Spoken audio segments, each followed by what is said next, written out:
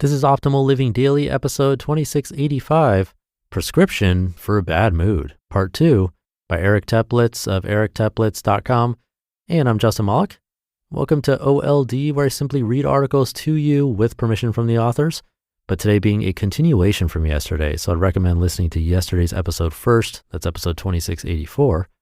But if you're all caught up, let's get right to Part 2 and continue optimizing your life. Prescription for a Bad Mood, Part 2, by Eric Teplitz of ericteplitz.com. Guidelines for your menu. Here are some general recommendations for things to include on your menu. Number 1, take care of the basics, nutrition and sleep. Sometimes something as simple as eating well, hydrating, or getting sufficient sleep is all that is required to subjugate irritability. Be sure to make regular self-care a top priority. Number 2, exercise or move your body. Just begin. Your mood will likely change for the better before you're even aware of it. As for specifics, find what you like. Experiment. It could be yoga stretches, stair climbing, dancing, weightlifting, gymnastics, or just getting outside and going for a walk. In my opinion, exercise is the easiest, quickest, and most surefire way to overcome a bad mood, assuming number 1 has been addressed. It's something you can do alone, with a partner, or in a group setting. Best to have a bunch of options on your menu from this category to suit every conceivable occasion, such as access or lack thereof to workout equipment, other people or classes, varying weather conditions, etc. In a mere 20 minutes, a miracle can sometimes transpire mood-wise. Number 3, connect. We hominids are social creatures. We crave connection. So, connect. Call a friend, visit a friend, exercise with a friend, talk to someone new, and make a friend. There are few gifts in life like friendship. A friendship need not be lifelong either. A day-long or even shorter kinship created solely through shared circumstance can be immensely valuable. Also, connections need not be limited to other hominids. Connect with a pet, yours or someone else's. Visit an animal shelter. Befriend a member of another species, if only for an hour. Let your mood be transformed through beneficent interaction. Number 4, lift someone else. One of the most effective things on my personal menu for overcoming a bad mood is to volunteer. Specifically, I play music for hospital patients and their families and friends, hospital staff, etc. It's an awesome gig and privilege. I don't even have to adhere to a schedule. I can pretty much just show up with my guitar and do my thing, wandering from room to room as I please, and of course, as people are receptive. The hardest part, hands down, is getting my into the car and getting myself there. But each and every time I do this, I end up having a fantastic time. By brightening someone else's day, not to mention playing and singing, which in and of themselves are mood bolstering, I feel better.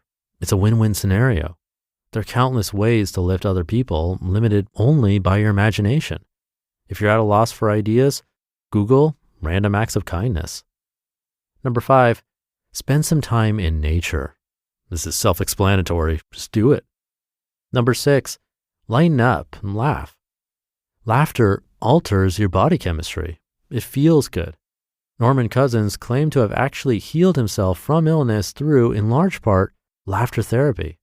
Watch Groundhog Day or The Big Lebowski, or go to YouTube and find videos suited to your particular funny bone. Number 7, listen to music while doing nothing else. I have a distinct memory from my teenage years of being utterly miserable over who knows what. Okay, I have many such distinct memories, but I'm thinking of one in particular. I was in my room and I sat up on my bed wearing a pair of headphones and put on the Beatles' White Album, probably at a pretty high volume. By the time the first side of the vinyl record was over, I was cured. It felt like I had taken some kind of miracle drug. I'm not sure why this particular listening experience was so powerful, but it probably had something to do with the quality of my attention, and the fact that it was the White Album couldn't have hurt. The music wasn't simply on in the background though, I was immersed in it. I remember feeling invigorated by the sheer creativity, exuberance, inventiveness, and spirit of these ridiculously talented lads from Liverpool. I'd gone from a 1 to a 10 mood-wise in almost no time. Great music has, over the years, moved me so deeply on so many occasions. It is perhaps the ultimate means of human expression and communication.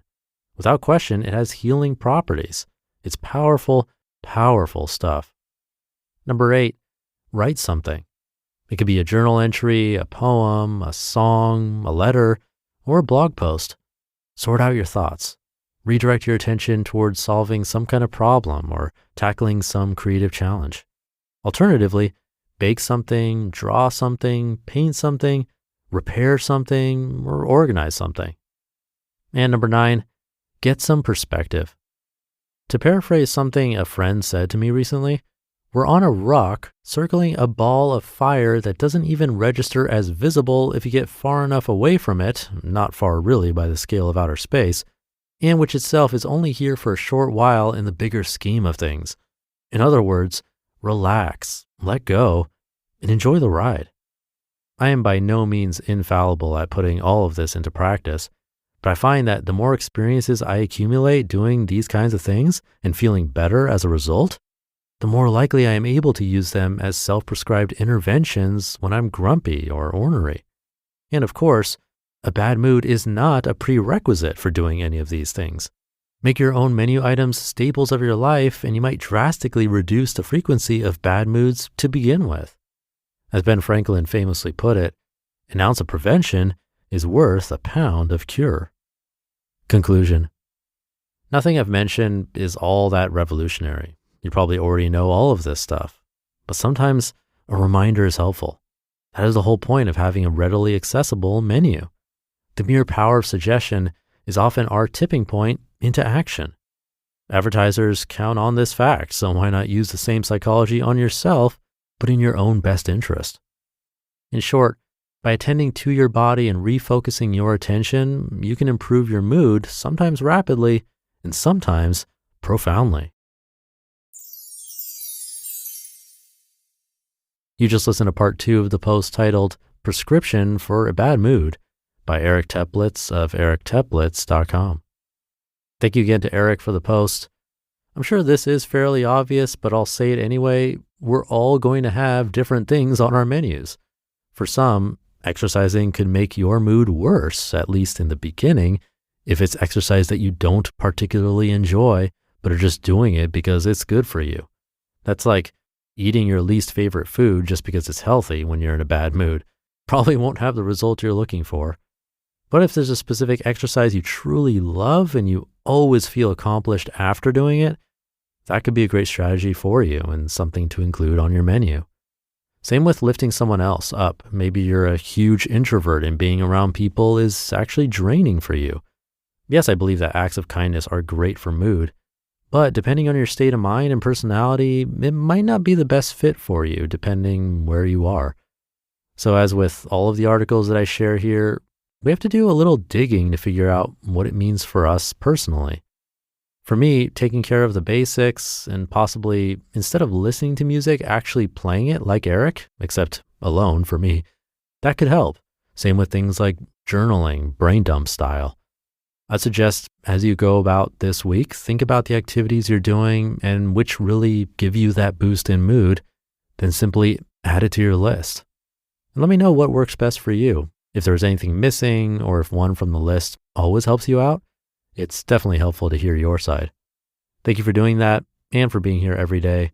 Have a great rest of your day, and I'll see you tomorrow where your optimal life awaits.